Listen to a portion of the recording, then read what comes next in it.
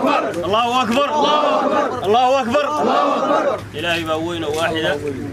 إلهي بانو مهد علينا مقبال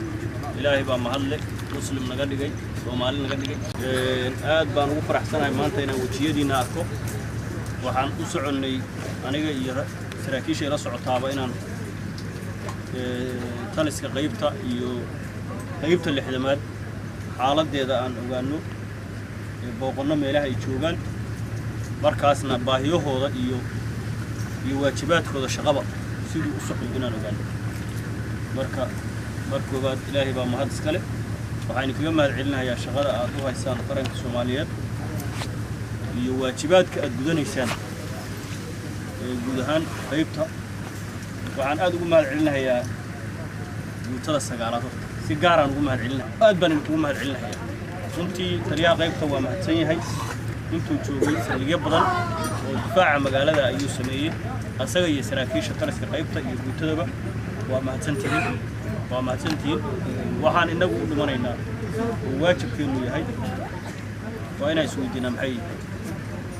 dagaal baynu ku jirnaa in ka badan 20 sano waxaan u dagaalamaynaa xagee weeye targetkeena ugu dambeeya waxaa laga yaabaa qayb badan inay isku disho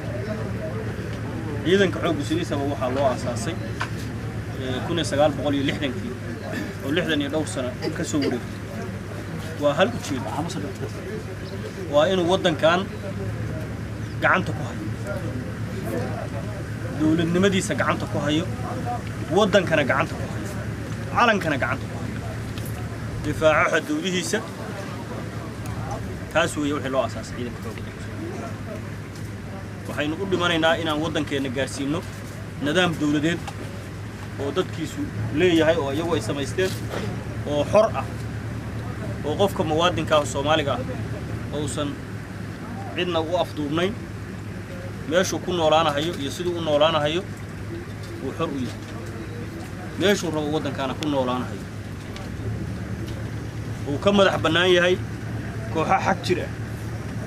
oo magac diimeed wata iyo kuwa xaq jira oo mooriyaan ah iyo wixii kasta oo ka soo horjeeda nidaamka dawliga inuu wadankeenu ka xoroobo taasaan u dagaalamayna taasaad u soo dhimateen u dhaawacanteen inaad wadankiina gaarsiisaan nidaam dawli in badan oo kamida waa lagu guuleystay in badan oo kamidana waa inoo dhimanta waa in kaga mahad celinayaa rag badan oo meeshaan fadhiya ayagoo oday dhalinyarada ku soo biireen ciidanka oo igaaraha barbaaraho aan bidaar lahayn maantana odayaal weyn marka cimrigeeni nus kamida ayeen u hurnay wadankeena inuu dawlad noqdo cimrigeeni nus kamida ayaad u hurteen inaad dadkiinu amni helaan dawladnimana helaan waad joogtaan miraheedii waad arkaysaan maanta maalintii baydhabo la qabanayay oo shabaab laga saarayay iyo maanta farqiga u dhaxeeya horumarka ay samaysay bulshadu horumarka dhaqaale midka amni sidii dadku u korahayaan taasaa dhiiggiina aad ku loobaysaan iyo wax kastoo soo maray arjeynina meeshaas hadda ay marayso inaan hore uga soconno oo dalkeenu intaas in ka badan way inaga filahayaa aan gaarno wiilashiina iyo ilmihiina iyo jiirasha Soomaaliyeed inaan uga tagno meeshaan meel ka qurux badan oo ay ku noolaadaan oo amni ah oo dadkeenu u ka baxa qaxootiga iyo qaxa iyo faqriga iyo saboolnimada sidoo uga bixi karaana waa inuu wadankiisana beerto amnina ku helo nidaamna ku helo marka waa inay mahad celinayaa mar labaad iyo mar saddexaad